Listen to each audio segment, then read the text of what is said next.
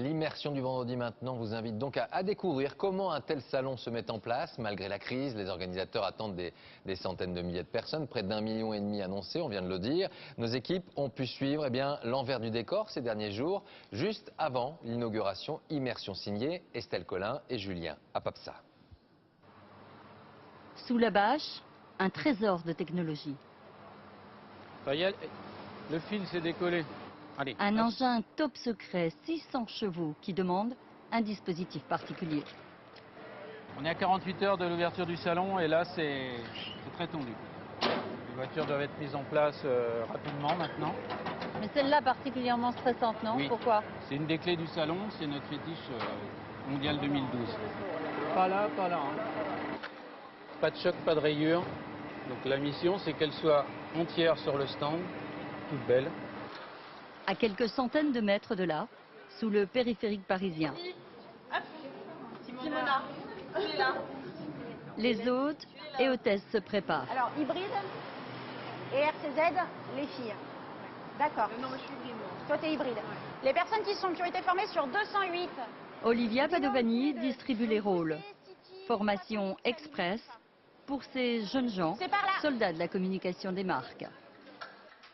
24 heures avant l'ouverture au public, chaque stand peaufine sa présentation. En cachette pour certains, au grand jour pour d'autres.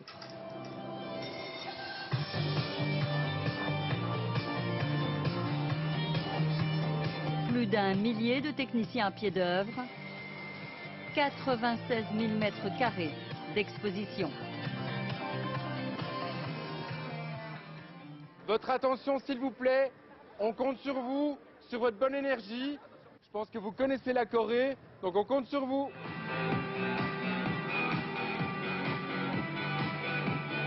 Un show permanent pour vendre un maximum de voitures.